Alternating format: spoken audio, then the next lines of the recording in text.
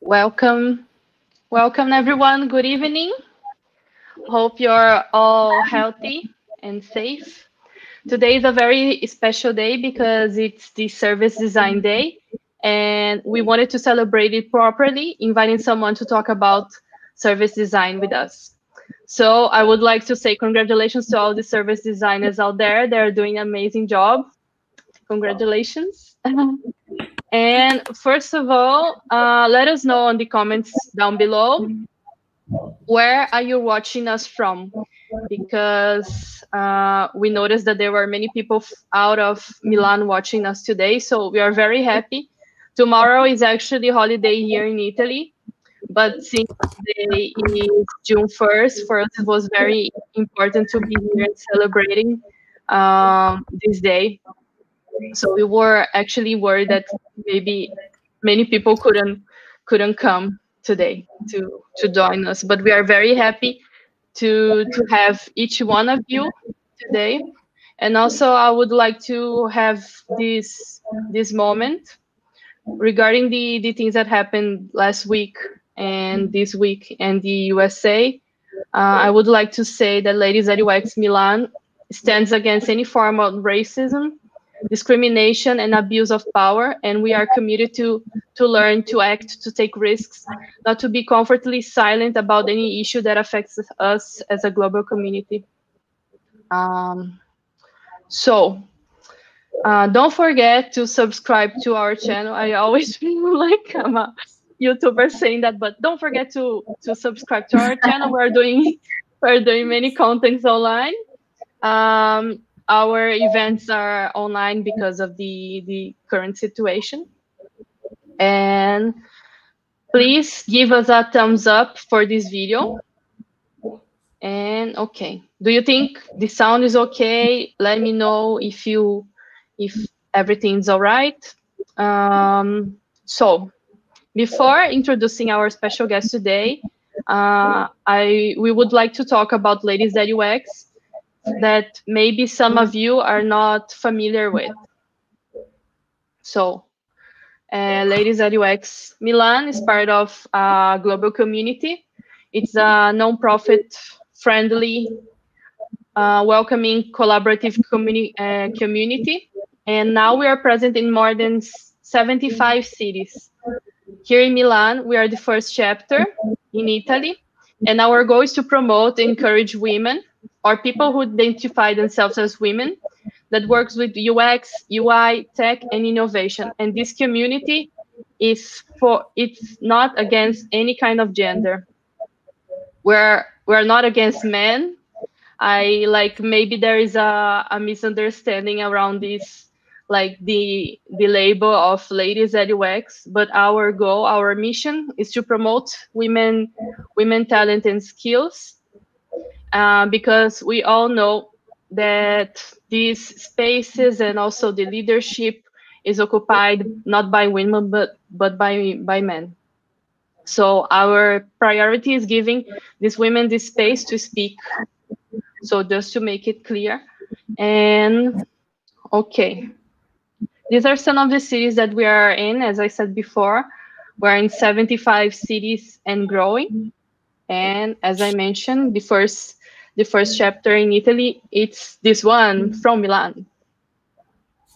And the chapter leaders are me and Ilaria.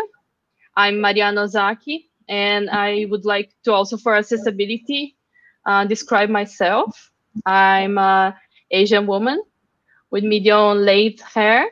I'm wearing a blouse, half white, half black, with lace on top. I'm using earphones, and I have a background that pretends that it's my office, that everyone thinks is my room, but actually it's not. Actually, it's not. Okay. Hi everyone. I'm Ilaria.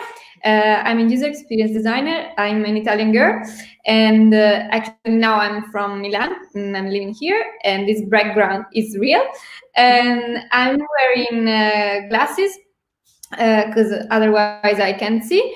I have a middle-length brown hair and brown eyes. I'm wearing a white t-shirt and a sort of a kind of jumper, blue and white, I guess. And that's it. And welcome everyone.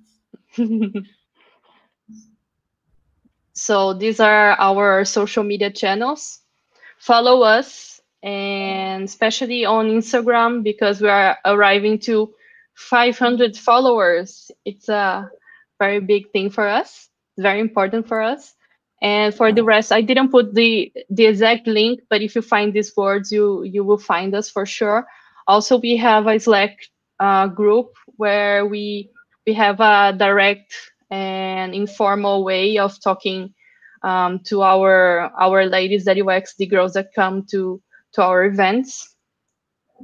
And so if you guys have any ideas of things that we can talk about, like ideas for teams, or if you want to recommend people that can speak, we will be very glad to receive these messages. And then Ilaria and I will be the responsible ones for answering everything. If you have any feedbacks or anything, let us know, and don't forget to write us. So yes. I have some news.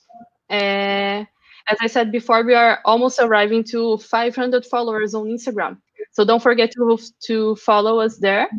It's our main social media channel, and like the updates always arrive there first. And also don't forget to subscribe to our channel and like and share this video.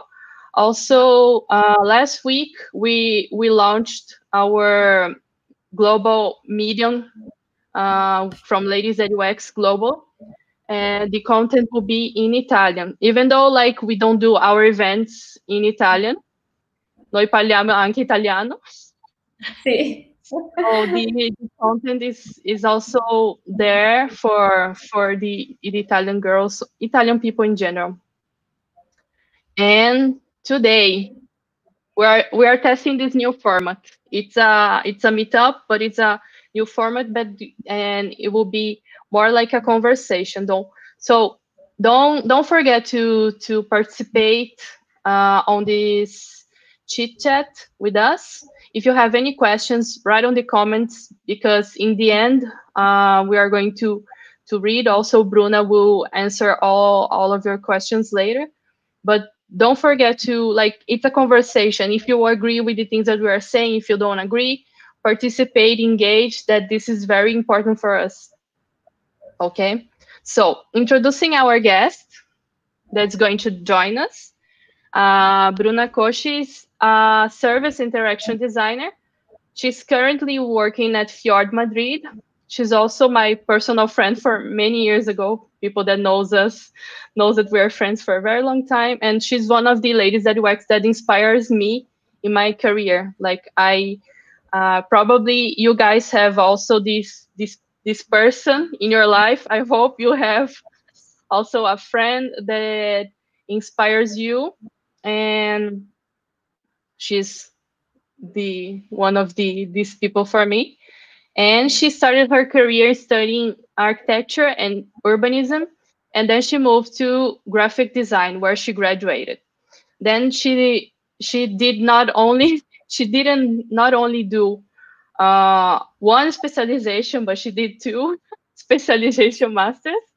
One was strategic design at IED in São Paulo, and then service design at Politecnico di Milano, here in Milan. And she worked with experience in software development in companies such as MS Tech, Bauru, and Plataforma Tech in São Paulo, Brazil. Then publishing in Folha de São Paulo, at Folha de São Paulo, and finally in innovation consultancy, working for companies such as Jurema in São Paulo, Continuum here in Milan, and Fjord now in Madrid. Welcome, Bruna. Wait. Welcome, Bruna. Welcome. Hi. Hi. Hi. Thank How you are for you? inviting me. No, it's our pleasure. Hi, everybody. How are you? So, to start our questions, Bruna, can you share with us about your career path and how you ended up being a service designer? Okay. First of all, I really liked that you did for accessibility, so I will also describe here. So I'm also Brazilian, Asian Brazilian, with hair black and long, straight, and I'm also using glasses. And I'm here in my house with this background of my library and my books. And as a brief introduction, and actually now I'm like living here in this lovely Madrid for almost 3 years now, and I'm working as a service and interaction designer at Fjord, that as you mentioned, no? For who doesn't know, it's a global design innovation consultancy. And I actually started my career, as you said, like studying architecture and urbanism. And then I think during projects and studies, I realized that I used to like more these parts of how humans interact with spaces and how people used to feel inside it. So and then I realized that maybe I would be a good move to go into design. So I decided to take some classes, and then I changed to design. And I think like when I started my internships, and I tried to explore many different fields. So I also worked for marketing companies and like advertisement and printing. And then when I enter into technology, this for me was great, because I started working with those mini laptops that they are like the Intel classmates. Maybe some people already listen about it. And from there, I started working with interfaces. So it was good because I entered a bit on the education field. And then from there, I started learning like how to do interfaces, how to I enter a bit as well in user experience, and also thinking a bit on how kids on schools would use those mini laptops, and how teachers and parents would help on their education, right? So I think it was quite a transition from there to service design, because when you enter in user experience, it's quite normal that you start thinking on, okay, how people interact with a platform, how people use it.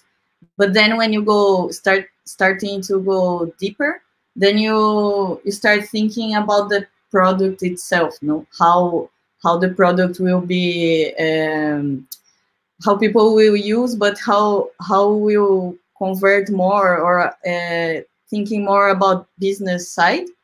So then from there, I start moving and going deeper into how products and services work. So then I decided to take the specialization. So I used to say that I started a bit from the tiny pixel, thinking on the icon and really little things. And then I started to go more like macro and understanding the big picture. I think more or less this sum up. Thanks. And Bruna, for those that don't know what service design is, can you explain what it is? Okay. Yeah, I think probably many people here are service designers, but like for who never listen about it, or like when we talk about service design, the basis of design is the same, no? Because you think about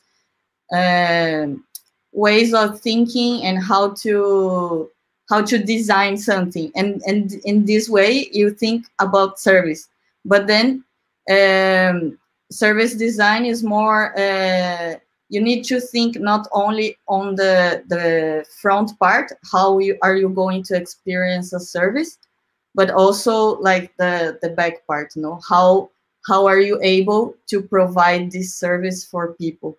So for example, there's a good metaphor that I like to say, when you are in a theater, for example, and you see the piece or the art there, you are watching, and then this is the service that you are receiving, no? And then if you go to the backstage, that you need to set lights, people, roles, and all the preparation to make that experience of the theater be great to people to enjoy it. This is the best metaphor that can describe service design, because you can you need to think on the experience that people that are using your service or experiencing it for a moment or for a long time, how it should be. But it's like really important to understand, okay, to have this experience, what are the factors, what are the things that make this service possible, you know? And if you think about what is a service, I could say like everything that is surrounded in your life today, it can be considered a service, because a service you can think of even I don't know, like a restaurant that you go, a store that you used to buy, but then it can go increasing in complexity, thinking on, for example, public transportation, or like the education, as I was saying. But for example, if you go into government services, what are the services that the government are giving to their own citizens, and how you as a citizen need to deal with regulations, or when you're going to do, I don't know, like your ID, for example. These are also kinds of services. No? And so our role as service designer is basically thinking on all these kind of things, and going from the most tangible, that it can be, if you get, for example, entertainment, the most tangible is like buying a DVD, let's say, and the more intangible, it would be something that doesn't exist physically, and you can say, for example, subscription on Netflix or Amazon Prime, those services that we are used to use in our daily lives. Yeah, I think a lot of people might think that service design is related to the new services, but actually service design is like, it's the bank, it's the post office, is everything. And also, as you mentioned, the part of the culture, it's very attached to how we create these services, no? So talking about culture now, as being a Brazilian woman, and having a Japanese heritage, that I can relate a lot to that. Also, the fact of living in Madrid. How do you think this mixture of cultures influences in the way you design nowadays? Okay. Yeah, I think actually influences a lot. I think, let's say, because I am Brazilian, so all my culture and my foundations in terms of values and beliefs, I can say they are Brazilian mainly, no? And then I think Mari agree with that. And because for you as well, no, I think. But then, for example, the Japanese influence is a bit, I can say there's a bit of this Japanese ancient knowledge, more or less, we can say. And then, like, the this experience of living abroad, I think like here the expats will understand me. When you are living abroad, I think you are more, you turn to be more aware of things that you did not notice, because you are so used to it. So then when you go to live somewhere, or even people when you're going to traveling, for example, sometimes you bump into things that you don't understand, no? And this I think they are things, for example, for me, if you think in terms of designing a service, I think this experience that I have now, it helped me a lot to think on different ways on how to design a service. Because you can see, for example, in my perspective, I can see how the same service, they are implemented or applied in Brazil, in Spain, in Italy, no? And sometimes I think also it's super important when we talk about biases. This is, I think, is really key, because it helps us to amplify a bit our vision and do not only jump into conclusion when we are talking with people, no? Because let's say when we do the research part, that you need to understand and see what people give their impression into one problem or one challenge, then you need to evaluate what people are saying. So in this point, it's super important to don't judge people, you know, because when they say you something that they do, or some ways that they behave, this is really attached to the culture and the experience they had before, or they had in their lives. So I think this I can see much more clear now, that when people say things, it's like, okay, let's evaluate why they say that, why they said that, and why they behave on this way, on the other way, no? Because it's like sometimes it's common that people say, I don't know, you are in a new place and say, I don't understand why people do this or that, you know? And it's, but I think it's a matter of more like a respect, and try to double check that you are not being biased, or you're not being judgmental. And I think in the design process, this is super important. And for all designers and all service designers, we need to be aware of that, no? And make sure that we are doing it properly, because I think as humans, it's quite impossible to don't be biased, but at least we need to try to reduce these as much as we can. Yes, I agree with everything you said, because also the fact of being abroad and experiencing different cultures, I have a perspective that maybe my coworkers they don't have, but they have a perspective that I don't have. So having this like communication, not judging, and understanding other cultures is very important.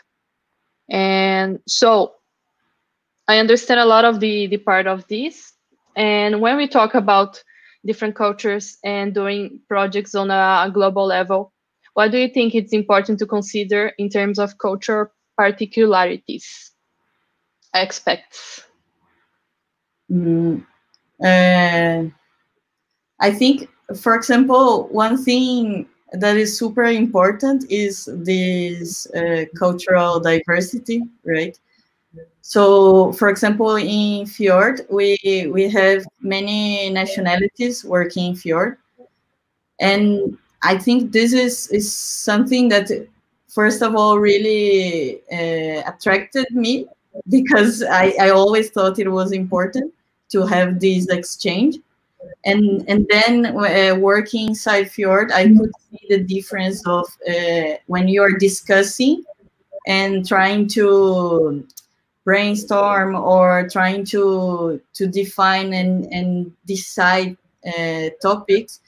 When we are discussing between different nationalities, it's really interesting how people think and how they can understand different perspectives, no? Because let's say if we are designing, for example, think about your public transportation in your city, in your own city.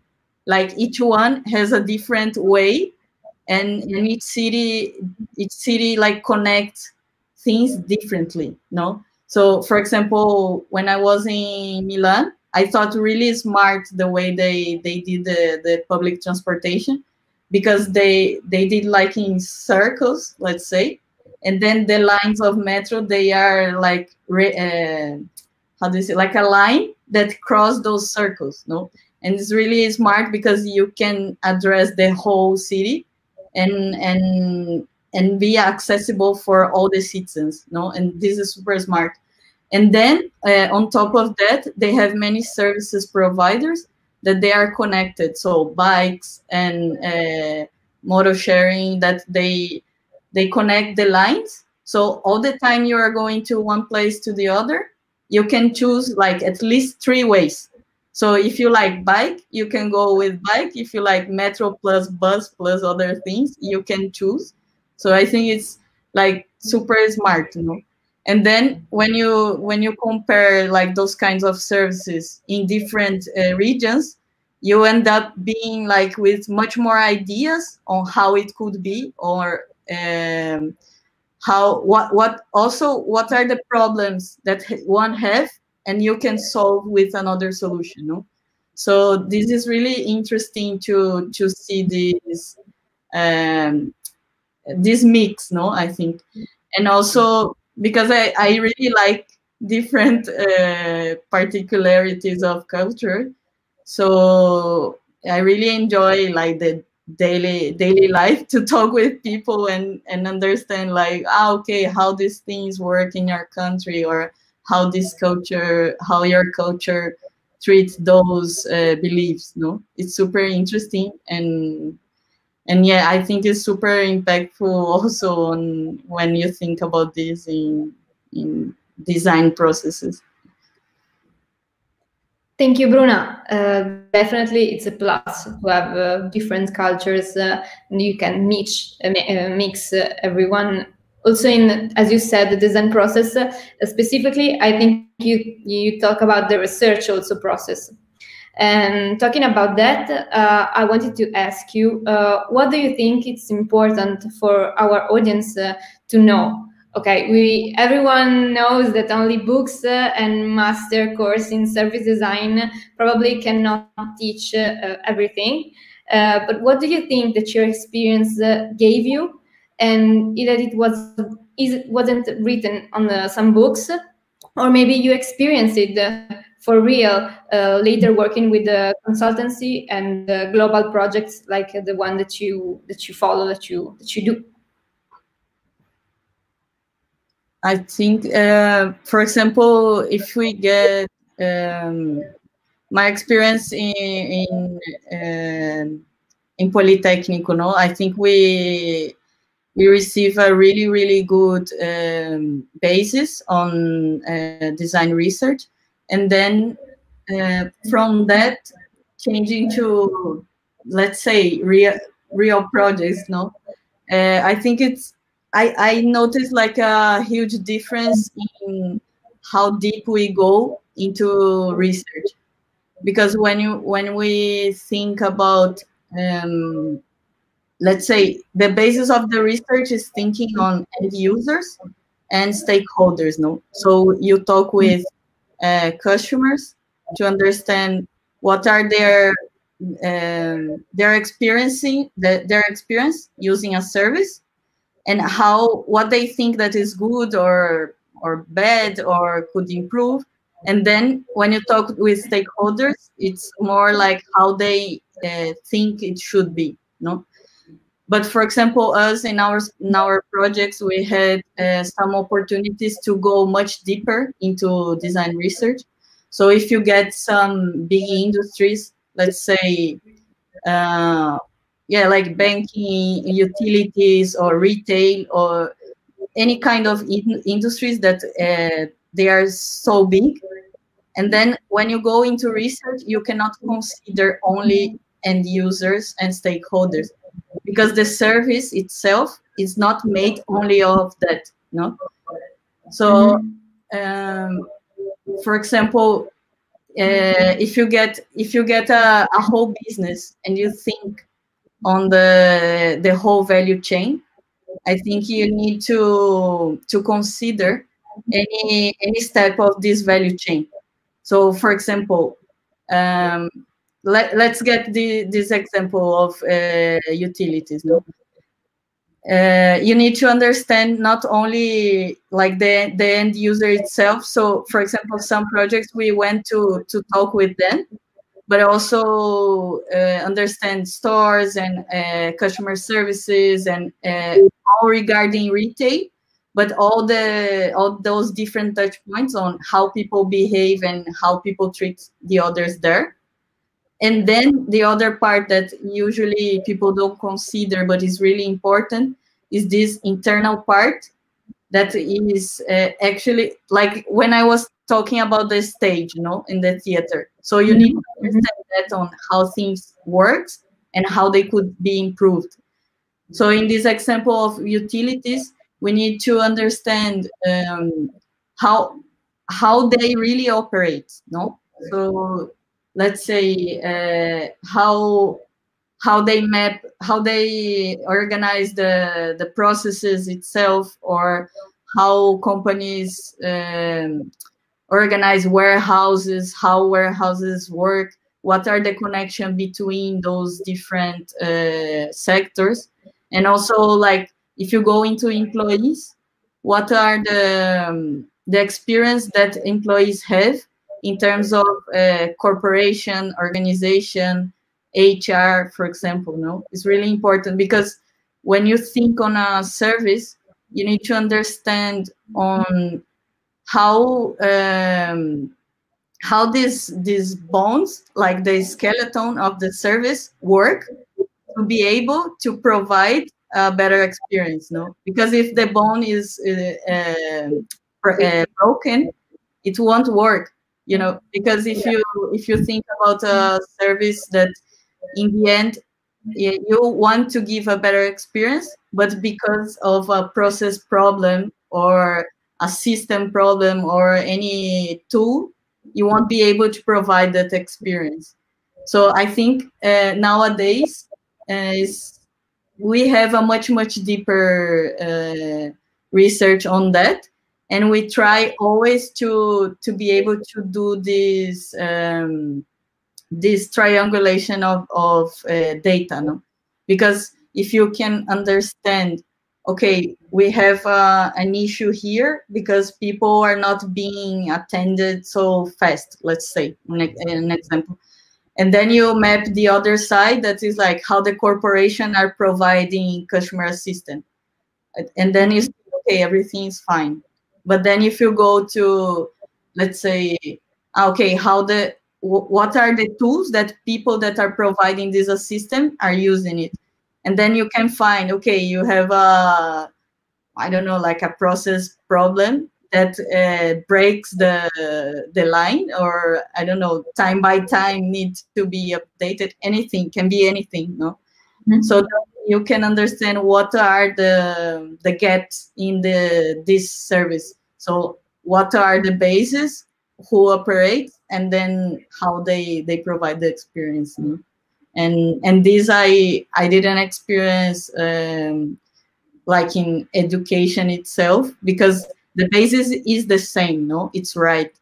But I think when you go like really deep on that, it's much complex. Of course. So theory is a thing, real life is another. Yeah. As you said, so data play a significant role as well in this process. And talking about crossing information and data, I'd like to know, what do you think about how we use data and how we should use data in services and process today? Okay. I think I really think that we as service designers lack a lot on data. And yes, I mean, this is a point that I want to tell everybody that we should do a push, and I'm telling to myself as well. Because, yes, because it's something that we need to take more attention and be aware of that. Because nowadays, if we talk about data, we are talking about many implications, not only on those discussions about data protection, those kind of things, but also when you go into how the technology are evolving, like in terms of artificial intelligence and those kind of things. I like nowadays in process of design, usually we are super used to do qualitative research, for example, and the quantitative should be like much more in depth, and we should be able to do both in, I wouldn't say in the same amount, but more or less in the same amount, to be able to cross them and complement each other, because qualitative research is super important to understand all the behaviors and the whys of everything. But I think also the quantitative one can help us a lot into generating insights or understanding for real how people are using our services. Like if you get the example of an e-commerce,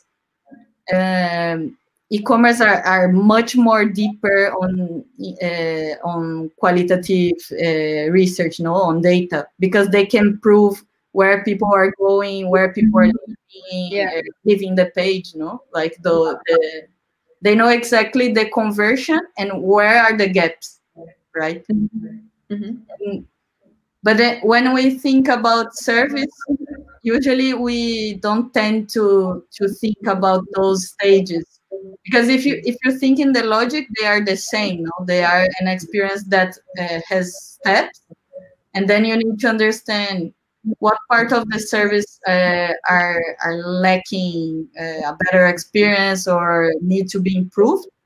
But then we as service designers need to understand how to measure that, right? Yes. And I think this is something that we need to do a really good push, not only to evaluate a service, but also when we are envisioning a service, is understanding on, okay, in this service, how do you measure that? How do you know that your service is successful? And how do you know, for example, if you can identify those phases, what are the metrics in those phases that you can realize that your service is actually failed? It's I don't know, something that is really important. And I actually the framework of Google, I think it's UX metrics for products. Because they have this it's a matrix, that they can put like happiness, engagement, so they have some criteria, and then into those criteria you can see like, okay, what are the goals on those criteria, what do you want in the sense, and then how is the metric that you need to evaluate, and how do you think that this is going to be successful? No, that's so true, and thanks for this kind of alert that you put out tonight. And regarding the data, as you said, there's an ethical issue, and this was a huge discussion in 2018 and also last year and nowadays, and still concerns many people about the treatment of data and moreover the data protection. So how do you think this kind of issues impacted services and the way people are receiving this kind of set of services? Yeah, this is a huge topic. Yes. And I would say because, for example, the experience that we are having now is super horrible because let's say, as I see, I don't know what people you can write here, but basically now what we have is the usage of data that people used to do, systems, websites, and everywhere that used to use our data. They used to use it and we didn't know. And now what happens that we know, but we cannot do anything about it almost, no? Yeah. Because you have, like, I don't know, let's say when you enter in those pages, you have those pop-ups on your face, and then you can only accept or go away. You cannot do anything. And I think we still lack a lot of guidelines on how to treat data and how to consider those kind of data, not only on how to consume them, but also entering into ethics, no? Because when you think about what can you share about your own data, you are also impacting on society and human behavior indirectly, no? So, for example, like Facebook, they had one case that beside all the scandal and everything, they had this before the groups were anonymous. So if you are inside a group, people cannot see that you are there. And then they decided to change this feature. So for people that are doing it, okay, you are just changing, and instead of being anonymous, you are making public who belongs to a group, But then, for example, if you get some countries that the society are more strict, this impact a lot of people that were part of a group and they didn't know that other people knew that they were there.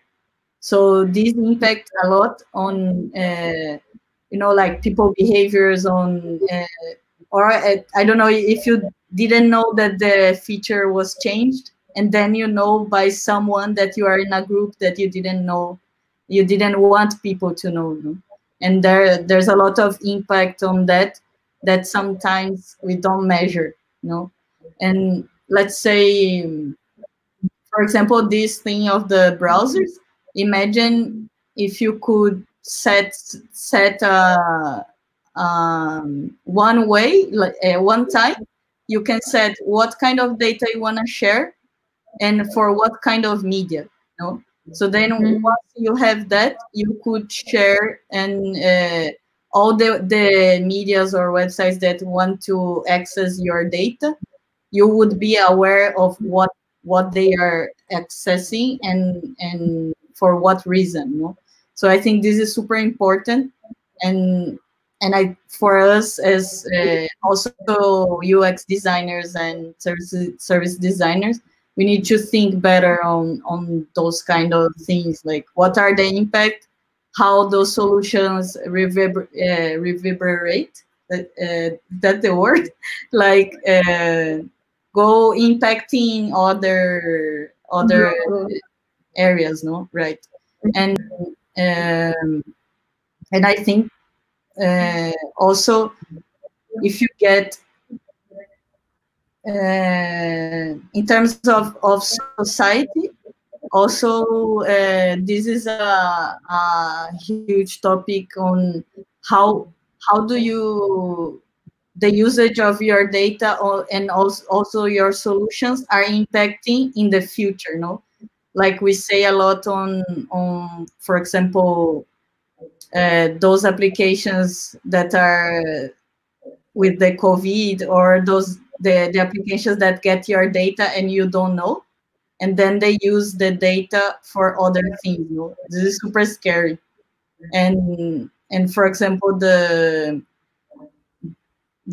impact that these things are happening today into society, in terms of how can we think on different ways that the surroundings are in impact. How can we think on a more logic system and the reaction after you implement your services? Mm-hmm. Thank you, Bruna. I don't know if you have different opinions. People can write. No, actually, no. I totally agree with you, and it's something has need to be done about it, and we need to be also more aware as consumers and also as designers, I think. Mm-hmm. Yes, So it's true. your answer. I think. No, because Jose Pajares wrote here the heart framework. Yeah, this is the one. Yeah. Thank Yes. you. So I would like to ask you guys that are watching us to start preparing some questions for Bruna, because now we're going to our last question from our chit chat. And so write on the comments down below that I can display here, and then Bruna can answer, okay? So talking about data, talking about also like this scenario that we're living because of the COVID situation, and how it's impacting in society. I know that it's a global issue, but I see that here in Milan, many things changed. For example, there were many people renting their houses on Airbnb, and now that people are not traveling anymore, they don't earn more money on the platform. So now they, like the real estate, they have more apartments available to do long-term contracts.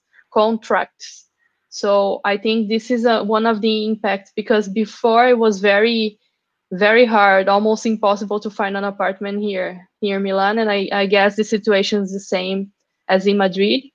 Yes. But it's like how we as designers, we can think about this impact. Of course, it's very hard to think about, my God, how future pandemic will impact in our lives, our businesses, or anything like that. But how do you envision this future, and how do you envision like this impact, and what is going to change in the world regarding service design? What's your opinion? Mm-hmm. This is super polemic, I think, because if you get, for example, everything that people are saying, publishing, and we have many catastrophic scenario. And also, I mean, I hope everybody's safe, but at least here we had a really hard situation, like here, there in Milan as well, and now in Brazil. So it's really difficult to foresee like how things should really are going to change, But I have the feeling that, for example, when we talk about close relationships, like friends, families, and things that are really close to you, I think those kind of things won't change. They will keep being the same, because, I mean, as human beings, we are not, I think we won't be able to, don't touch people, don't hug people. At least I cannot, But I think when we go into thinking on business and services, these are more will be impacted more, because if you think on now, they are starting some conversations about called low touch economy. No, so these are, for example, how services in business are going to change on this topic. So how are you going to guarantee that you have the secure distances, or health services? How are they need to be provided? Also, to if you think nowadays the way we are treating people that are with corona and are being treated, they, in a way, it's you need to have many measures to be safe and everything, but if you think on how people feel and what is the experience of the patient, for example, it's super hard, no? So I think we has a role on having this I wouldn't say experience, but this how can you make this a better way for people to be treated, and those things. I think it should be changed. And then when you think about business, I think this is a huge opportunity for companies to think differently, because if you see like companies that were already thinking on, I don't know, you can say remote work or digital touch points or many like intangible things, they are more, how can I say, they are having more results, no? And then I think for many business, we need to start thinking on how this situation can be an opportunity to pivot your business and discover new business models, no? And I think, for example, if you think on service experiences, also we used to talk a lot about seamless services with many ways on how to experience this service. And I think this will be impacted on how can we think on services that are more contactless, no? Like the other day, it was curious because I went to a shop like these weeks ago, and I went to pay, and the guy, they gave the machine, but he didn't give like this. He put on the glass like this, and then I said like, yes, but how do you want me to do it? Because like I'm with the card and I don't think it works. And then he said, no, it works, try it. And then I did this on the glass, and it really worked. And I was really impressed, like, oh my God. So we had like a whole barrier that okay, it's a glass, you can see the person, but it's really weird, you lose this human touch, So I think this is a huge challenge. And I think like I really hope that the close relationships won't change. And I think like in business, yes, we need to adapt and think on new ways. Nice. Actually, one of the events that we did maybe last month, I'm not sure. It was with Marina and Yasmin, also from São Paulo, and they were telling us how they were thinking, because they worked at ClickBus. It's a startup that sells bus ticket in Brazil.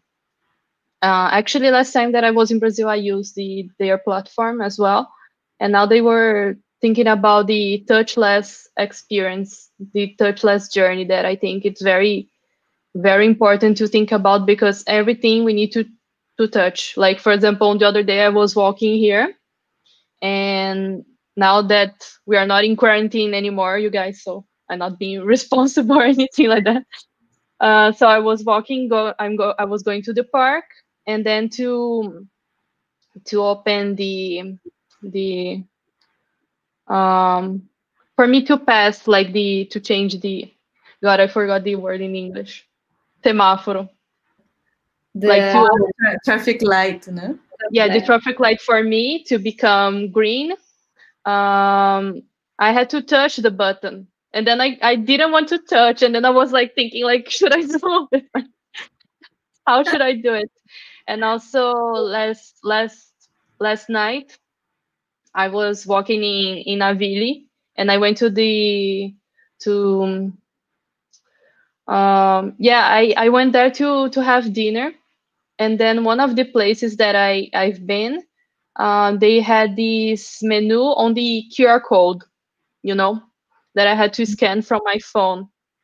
Like, Oh, it's nice because on the other day that the other place, sorry, that I had a drink, they gave me a menu with like a plastic cover, and then this other place was with the QR code. But mhm. I don't know, like, because like when I'm outside right now, I don't like to touch my phone. I don't like to take my phone and put on my phone on the table, So I still don't know if it's the best way to do it, but I think it works because they don't have the physical thing anymore. They don't, like, you don't need to have the touch. And now everything, like, since the beginning of the pandemic, when it began, let's say, a lot of places, they were like also like like sending things like this. They were not like touching. Like, here, most part of the cards, they are touchless, but you have a limit for the touchless, so the contactless cards. So it's a thing that we sure need to think, but we need to think like with responsibility. Yeah, So we have our first question from Jorge Guimarães. Here, Bruna. What can I do in terms of service design in a super early startup? Would this service design in this phase become more or less what we heard as customer development, or there's more than that we can use? okay. Yeah, I think, like, for a startup, really, you really need to to think in terms of service design, no? Because for startups, it's really good because you can understand the whole business itself, like what I was saying, these the front and the back. But the good part of the startup is that you don't have constraints in terms of organization, no? So you can move fast and change fast. So what I would say is, you can use many tools that we are used to use when we are doing processes of service design, to think on this perfect, not perfect, but ideal journey of how you want your customers to use your service in your startup, and then think on what are the criterias or the areas, tools, processes, anything you need to do to be able to provide this experience, and then when you have this perspective, you can use what I was saying in terms of data, that is, comparing how can you measure, and how can you go in improving each phase of this experience. But it's also important, if you already have one, also to compare, do this comparison, like the one that is ideal that you want to have, and the one that you have now, and how is this transition, what do you need to end up in this ideal. I think, I don't know if I answer everything, but I think that's it, if you want to ask more questions. Next question. I would have some questions to ask. First is, can you describe a practical case / case history involving service design methodologies? I understood theoretical approach, but not enough about practical cases. Very interesting question. Yes, but I mean in general, or yeah, I think in general. Like how can you describe in a practical way projects related to using service design methodologies? Okay, because I mean, independent of the industry or the project, we tend to use the methodologies in this, not, I wouldn't say in the same way, but the logic behind is has the same basis, no? That is, first of all, understand what you are going to, like, what is the challenge or what is the problem you are going to tackle. So the first part is the discovering what are, like, the word you're entering, the doing the design research, no? So you're going to talk with people and understand their perspective on that. And also this part of talking, understanding processes, understanding tools. So all those kind of things, it's talking with people and be able to get from them their perspective. Like, we have many techniques, so it's not only going there talking, but if you look for techniques on design research, you can see many different things, no? And after we have this investigation, then we consume all this information that we got it, and understand, okay, from this information that we have, what are things that are facts, what are things that are hypotheses, because someone can say, I like this or I like that, but you cannot assume it's true, no? This enter a bit of what I was saying in terms of biases, because you need to categorize the information, understanding what from here they are facts and assumptions and can be an opportunity, no, or they are good ideas. And then after you do this, you have many insights on, okay, this problem that I'm tackling, I can try to solve in this way or another way. And then after that, then we go to the ideation part, that is understanding, okay, from this basis that we have and all the problems and opportunities, we can try to think and ideate on many solutions.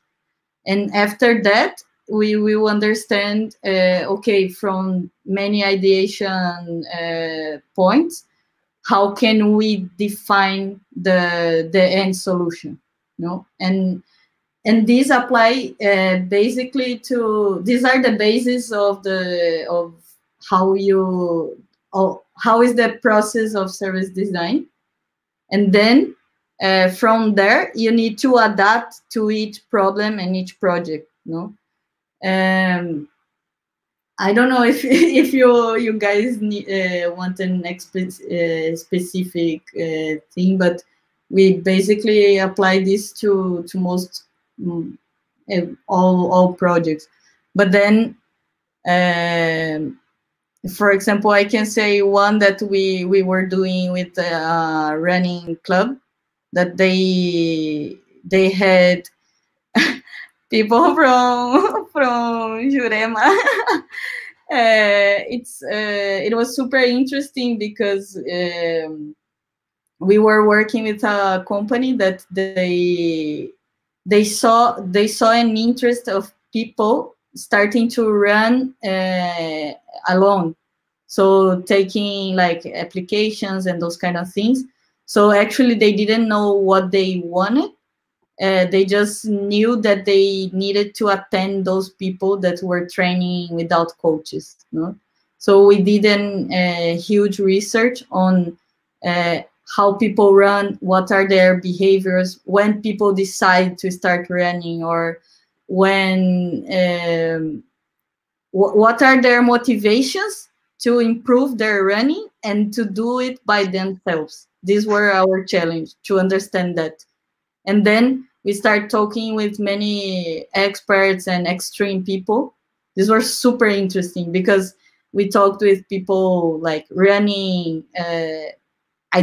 Before I didn't even know that, but there are people that do ultra marathon, running more than 10 hours, like in a row without stopping. And we were talking with people like coaches or also people that don't like to run, like why you don't like to run, what do you know about it, and what this motivates you, know? And as well, like understanding different services on what people are using, how they are using, and taking classes to understand how it was that. And then after that, we could understand all these different perspectives on how things work, and then we could like ideate and bring a solution, like a new service to attend those amateur runners, no? And this was like super interesting. And I don't know, like if you guys want to know something specifically about a methodology or something, but I think basically is that. If you want, Bruna, you can come other times. And then if they have more questions, you're invited, and then we can do another event on that. If like let her know if the questions are being answered or anything. Give us some feedback if it's okay. The next question is from Rogério Carvalho. In your experience, how hard it is the implementation of a service design project? Oof, good question.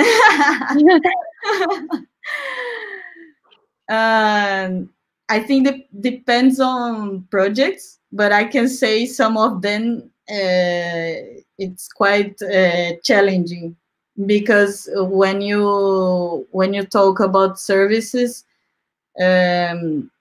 for example, for big companies like global companies, you need to deal with many layers of a service. No, it's not thinking about okay, we can think on these touch points or think on how it can be this process, and then you apply it. No, it's like it impacts on many departments, on many geographies, and also for example, if you think on an ideal experience of a service, then it can, let's say it can work in one country, but in another country it doesn't. So you have many different aspects that you need to think and make it possible to implement, you know. And then once you implement, these have many impact on also how the organization is structured. So let's say if you get any global company, sometimes we end up with a solution, and we need to understand, talk with other regions to understand how these solutions would be possible there, and what are the main factors that contribute that this could be possible. So the complexity is huge, but I mean, it's not impossible. No, like in the end we do it, but you need to be really aware on also these factors that we were talking about, cultural differences, and how, like, in the end we cannot end up with how do you say, like one solution fits all, because all these constraints of different industries, different departments, and also if you have a company that has many years in the market, then you have the legacy, no? And this is something that it's really, sometimes it's really, really hard to break, and it tends to be hard.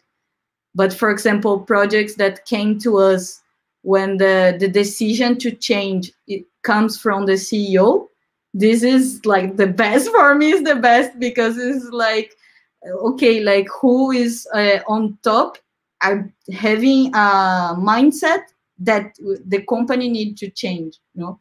So then people also can impact with that and be more engaged to change, you know?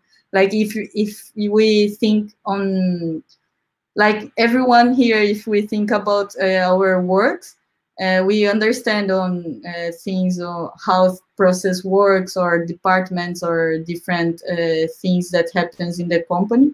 So if you thinking one thing that you want to change in your company is like huge, the amount of people that you would need to talk and, you know, like convince and those kind of things. So I think it's really, really challenging, but it's not impossible. And actually, the ones that we could do a real change, it's like the feeling that you have as service designer is like, oh my god, this is the best, you know, like having a cultural change in a company, or be able to change at least a bit, like the daily lives of people, or providing a better service. I think this is like really rewarding. And I don't know if other service designers, or Mari, Hilaria, want to complement. Yeah, I think when we see the impact and the results, it's very, very nice. Actually, I just had a few projects that actually they implemented the things that I I designed, because yeah, as you said, it's very complex. All the layers, all the people that are involved, like the system, the processes, it's very complex.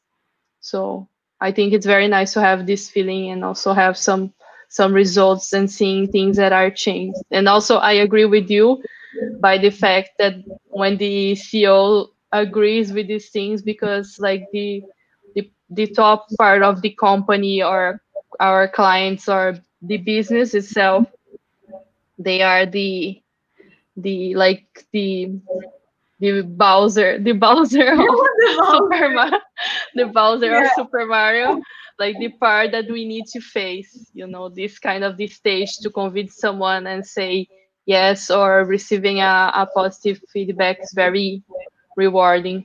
I agree. Yeah, because I mean, like sometimes we can enter from different areas, no? Let's say if you enter from technology, or from customer service, HR, and we have different ways to start improving a service or a company. But I think you can, in a way, you improve part of it, but then it's harder to impact the other areas, no? So when you have this vision that is more global, I think it's easier, but it can happen both way, like top bottom and bottom top. Mm-hmm. Mm. True. Our next question from Claudia. I'm interior design and I have a background in architecture. Now willing to learn more about service design. Nice. Welcome. Welcome to the club. What's the difference between service design and UI design? Okay, because UI, we usually, when you use this term, is regarding only interface design, user interface design.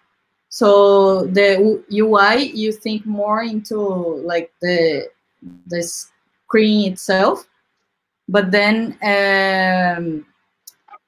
because for example, if you think on visual design or graphic design, they're much broader, no? But because you can think in many different areas that you can go into visual and graphic. But if you talk about UI, you are talking specifically about an interface. So it's thinking how what people are going to see on the interface, and what are the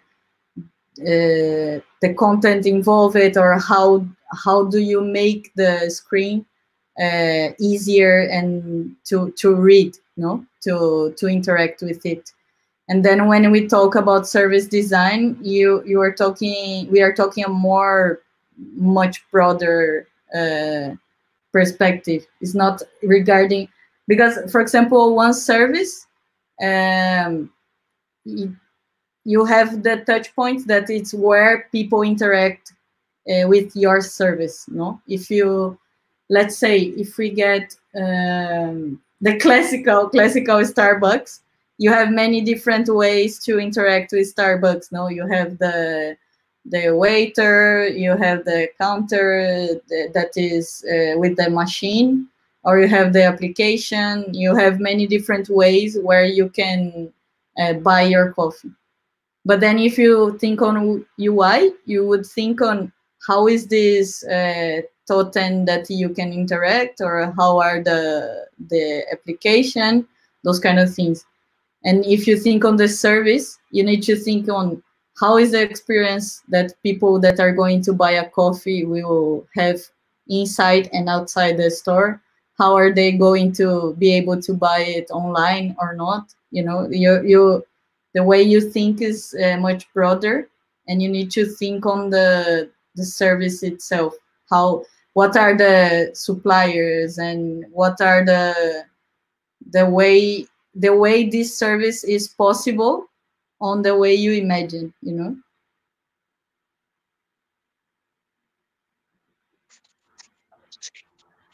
Next question is service design always or mostly applied to the digital world? I think it's a mix, like, because when you think on a service, you always think in also digital and physical touch points.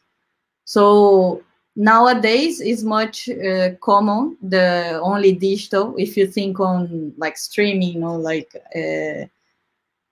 Netflix, Amazon Prime, all those kind of services, they exist only digital, and you can access from different ways, from the web, from those apps, or different ways. But the main basis of a service is not only digital. It's quite new, let's say, because if you think on how, for example, in your daily basis, you have many different services that you access. You go out of your house and I don't know, for example, in your house, you rent a house. This is a service already. Or you get a car sharing, it's another service. Or you get the public transportation, is another service.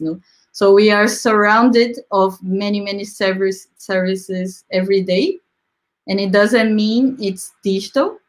But nowadays, because of how we live and how is society, like, it's super important to have a digital channel.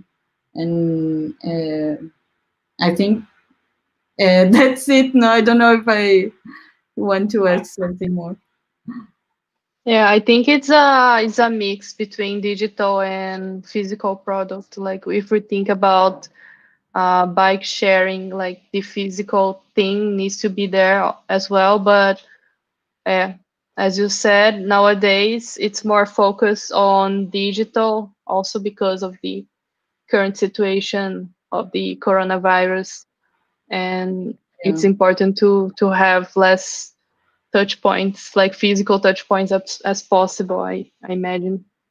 Yeah, one thing that we sometimes used to see, that some big companies that like to do like a digital transformation, for example, sometimes they think that, okay, now we need to have everything digital, and we are going to remove all the physical things, and our role also is saying is the digital transformation is not about that. Is you need to understand which is important that it should be and have access digitally, but also what are the points that it's better with a human touch. You need people, you need staff, and you need like physical touch points. No, it's not a matter of this or that.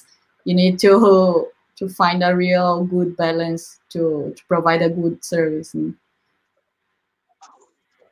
Laura has a question. There was another person in front. Sorry, I skipped, but it was like the messages came one after another. So Laura is asking, "Hi Bruna, did you notice some differences in how service design is received and understood by stakeholders depending on the dimension of the company or its location, Italy versus Spain, for example?"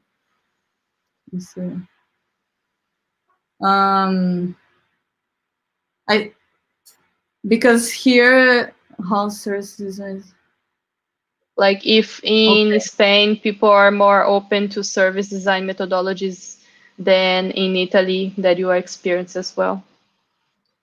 Yeah, I think I would say not so much difference between country, but if we analyze from some days or from some years before and nowadays, I think it's companies now are much more aware of service design, and when we talk about some tools, let's say those like customer journeys, blueprint, or any other tools that we used to use, some of them they already have a really good maturity, and we can talk like at the same level to discuss about it, no? Because before, I think because service design wasn't so spread in other industries, and this is really good because now we are entering in these other industries, so people are getting more aware, and some of them they are already like in a level that they have already a customer experience area, or a department that is dedicated, for example, to improve the employee experience.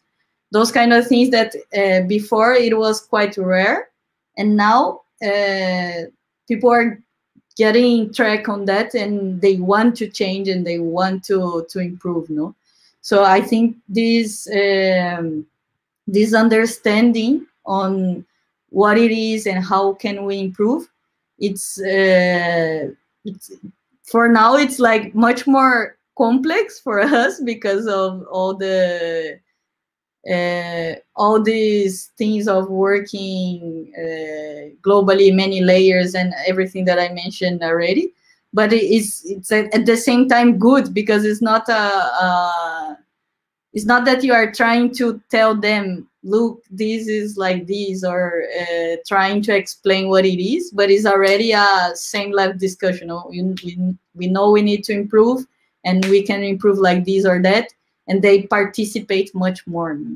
Like we had some clients that went with us into research. This was like amazing, because they could see like people on their own company saying real things, no, like what they don't like or how it could be improved. So they were super impressed on like, oh my god, like how people can say that, but it's like good, because it's like you need to know the truth about your company, and also like participating on process like ideation and how to make it better. This is super good. Yeah, and I think like between countries, not so much, like regarding clients. Thanks. Next question from CP. I'm fairly new to the discipline of service design. I'm loving it so far. what would you say you are the most useful or valuable skills to have? Oof. Because I think many, well, all, I don't know if I will answer your question properly, but I think any skill is valuable. You know, like we can always learn, and this is the most amazing thing of working with service design, because when you enter in a field, sometimes you have a bit of knowledge, but then when you go to research and understanding people, those kind of things, you always learn something. And this is super, for me it's amazing, it's the best thing because all the time I feel that I enter in a world that I never imagined. And then you talk with people and people are like, they say really what they feel and how they see things, and it's always like a continuous learning, no?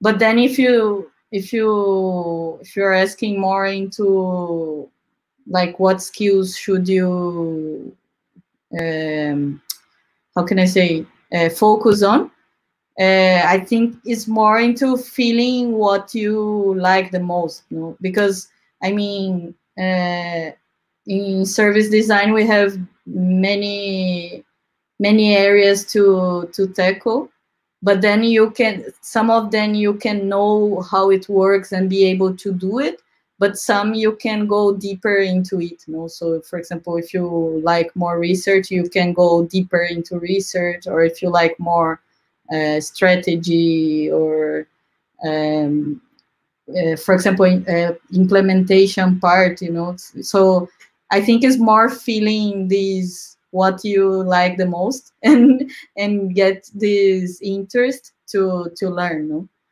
but but I would say like learn everything, you know, all the time, your whole life. Yes, I agree. Never stop learning, never stop studying, like because being a designer means also to be updated. Like if you're thinking about methodologies that used to work 10 years ago that nowadays doesn't work anymore, like what can you do? Have to keep the pace of being updated every time. There are a lot of questions today, Brun. Another question. What kind of projects do you enjoy the most?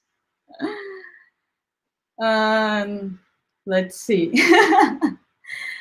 I think because of this background that I have, that I came from really developing software and be able to think on the small and implementation, till going to strategy and thinking of those macro perspective. I think that the projects I like the most are those ones that I'm able to do from the beginning till the end. That is like thinking on strategy, trying to decide on how it can be improved or how the new service can be, till doing research, ideating, and then be able to prototype and really implement. No, I know it's like a a dream thing that is, but we already had some project like this, and I was like amazed, amazed with the process, the project, the people, everything. There's another question that is very similar to this one. Which will be your dream project, the one you will leave everything behind to work on? Yes, yeah, it's more or less connected, but yeah, I think this. For example, we had one that we had to go to Lisbon. It was super good because we did like the entire process. No, it was super nice, and also because Lisbon is nice. So in a way, I left part of my life here in Madrid, but this is the nice part of the work as well, you know, like you go to meet and see other services, other people and experiences, and then you learn a lot and you know new places, and this is the dream part. Another question from Arthur. Hi, Arthur. Don't you think service design methods and tools is used a lot of times just to confirm preconceived ideas of powerful stakeholders instead of discover new paths? What do you think about that?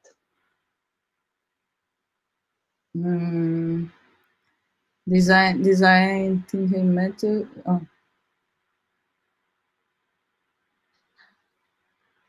But I mean, you mean like if I think that the tools and methods are only to confirm already? Yeah. No, I think like because we have different tools, and usually it's not that it's a recipe, that you have a tool and then you are able to do it, because we need to, depends on the project, we need to adapt that tool to the challenge or the context you have, right? And but I don't think it's only to confirm things, but also to help you think differently and think in other perspectives, but also help you to think in different solutions, not things that were already thought, And for example, one tool that we like to use when we go to other countries that are, for example, cultural assessment. This goes a bit on what we were discussing before, because this cultural assessment helps us to avoid those biases, and we have, like, we talk with a local in the country and talk with him, like give him this tool to view, or it can be any format, like a video or anything, but to tell us what is his own perspective on his own country. So what is most valuable for them, or what is what they understand about one topic, what people, for example, if you bring a foreigner in your country, what is something that this person wouldn't notice that everybody in the country know, like this, like as it's common to everybody. So this, for example, these two help us to be more aware and don't jump there straight ahead on, okay, we think that they behave like this, but we don't know, So I think we have many tools, and we used to say we are the, I don't know in English if someone knows the Inspector Bugiganga. Do you know, Mari? No. The gadget. No. I think Yeah, it's like gadget. Yeah, I think it's gadget guy. Like we used to say, we are the gadget guy, and we take the tools when we need for the context we need. Nice. Bruna, I like to thank you very much. I also would like to display some of the comments that we had during this conversation. Also, people that they're watching from different places. We thank everyone that was here today. We're very, very happy. Hope you guys come for the next events and watching us. And I don't know, do you want to say anything? Actually, I want to complement the question of Arthur because the thing, I think this thing of talking with stakeholders, what we were mentioned before on using data and be able to measure your work is also a good way to show value, value for our work, like what we are delivering, and also value on what we get as we could get as insight, or what people are saying. Like we can frame and complement things and be able to show a proper value to them, because also for them sometimes it's hard to believe, and I think we need to be able to show and be prepared, to show them. And I think, yeah, I just wanted to compliment. I just saw this this comment from Thales. Bruna and Mari come to Brazil. We will come to your wedding. And this is our friend from Brazil, from our university. And so let me see if there's anything else, any question that I skipped. I don't think so. No. Also, there are many comments here. Actually, the very important question: where are the drinks? Yes, where? Yeah. The problem is talking and having to go to the bathroom eventually. Yeah, I'm here only with my water, but you don't know what is inside. It's a secret. Before we finish, I would like to ask you also to Bruna, from like Service Design Network, they created this symbol right here that for me it's like a Korean heart to celebrate the Service Design Day. So we would like to take a picture to have a screenshot with this to celebrate the Service Design Day. All us three of us, I don't know, three together. Like also, Ila. This. Yes. Like this is right? Yes, I think so. Yeah. Correct. Yay. Thank you very much. And this will be in our Instagram, also for Service Design Network to know that we are doing an event talking about design, because this idea of the celebration and everything, Service Design Day, was created by them. So I'm very, very, very happy to have you, Bruna, here. If you want to join us in future events, we will be very, very happy to have it. Okay, thank you, ladies at UX. I'm super happy as well to be invited, and yeah, you can call me anytime. Yes. So I think that's it.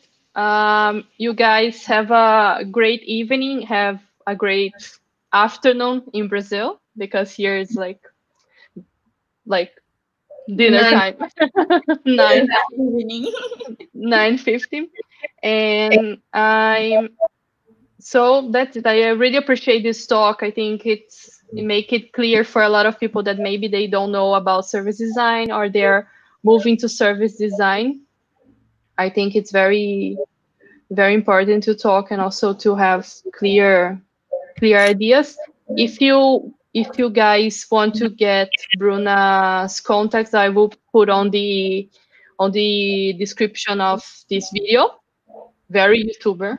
I will put everything, all the links here. Don't forget to subscribe, to click on the bell, to have more to get to know our events that are coming. And yeah, that's it. Follow us on Instagram. Wait, I have the